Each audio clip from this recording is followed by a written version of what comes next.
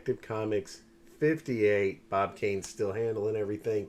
He introduced Oswald Cobblepot, the Penguin, aka the Gentleman of Crime.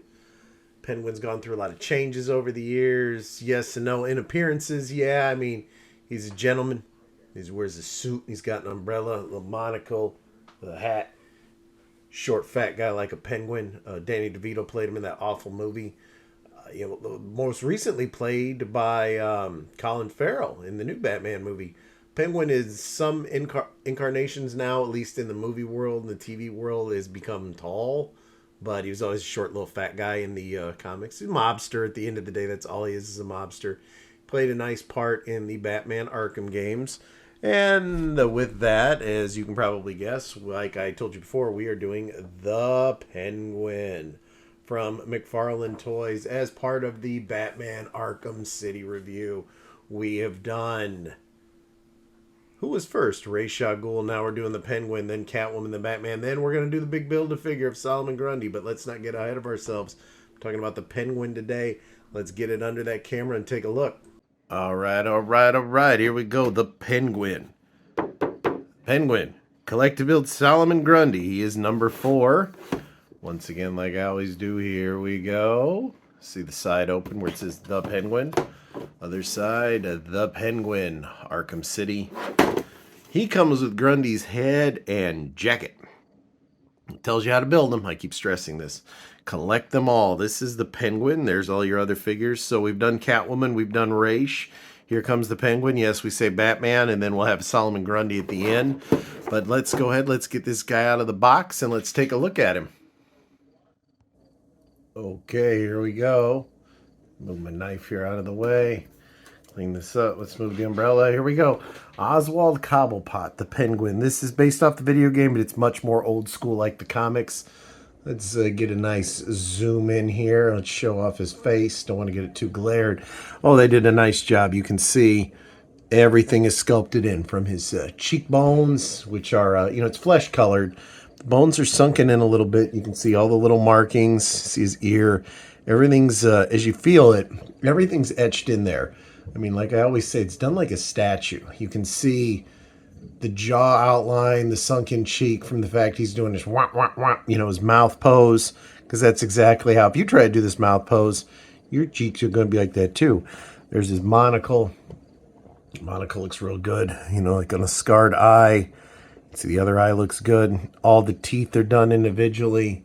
His teeth look really good. I don't want to get it too blurred when I come in here. His ears are done.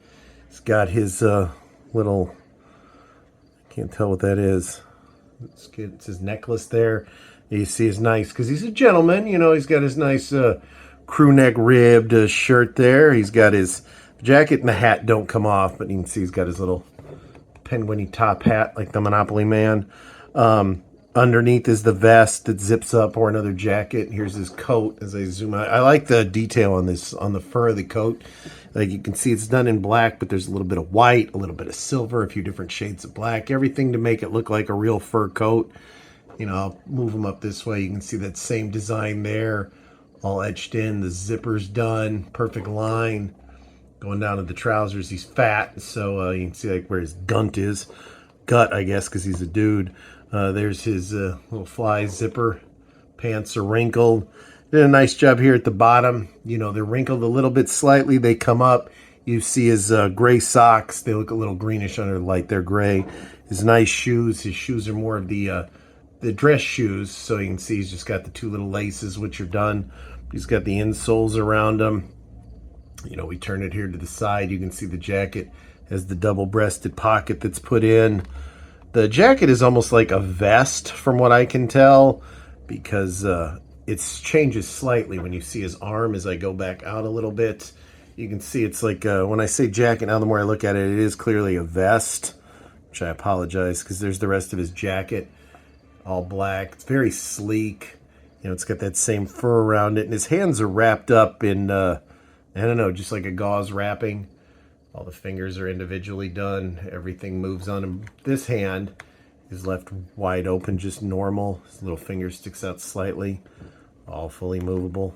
Same, very slick etched. When I go onto the back, you can see Just how well this is done. I mean, it almost looks like a combination of leather and fur. It's got like all the bends in it, the sewing lines, the stitches, all the marks. It just looks really good. Like I said, it doesn't come off. But they did a really good job on him with, as I move back a little bit, he's a little shorter than the other figures, much more stockier. And of course, here's his trademark. I'll move him off for a minute. Here is the umbrella, which will get a nice zoom in here. As you can see, the handle of the umbrella is, of course, a penguin. You can see the eye sculpted in. There's the beak, which doubles as the handle. The umbrella itself looks awesome. I mean, this is a very detailed piece. Everything's wrapped together. You can see where it bends in, folds up to the very tippy top. Sorry about that. I had a barking dog. Butters, my corgi. If you go to Whatnot Auctions, Hardcore Grave, corgi is not feeling well. You hear him sometimes in my auctions. Here's the tip of the umbrella, just like a real umbrella. I like the penguin handle is cool, but I would have liked them maybe to have added, like I said, you know, in some of the comics, he's got the machine gun umbrella. But no, this looks good. This looks like a real umbrella. As we zoom back out here, we'll bring him back in. We'll put it in his hands. There we go. I mean, it looks perfect. I mean, this is a good looking. My favorite penguin's always going to be Burgess Meredith from the old Batman show. This is a good looking figure. This is a very good looking figure. I love the umbrella. I would have liked the hat to come off, but I guess in retrospect, the hat usually was always on. I don't recall much in the old school ever having it off, but would have been a little neat feature. But this is a really good figure. I like it.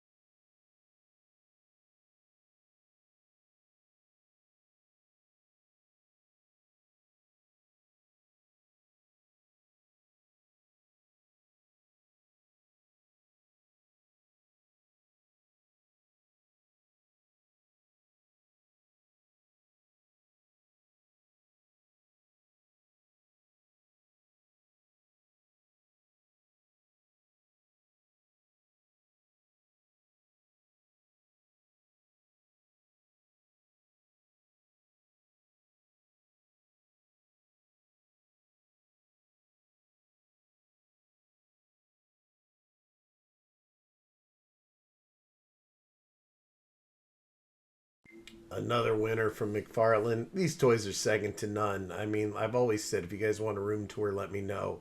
Have not only do I have all the statues behind me, I also have a wide collection of action figures. The McFarlane ones being a huge part of that.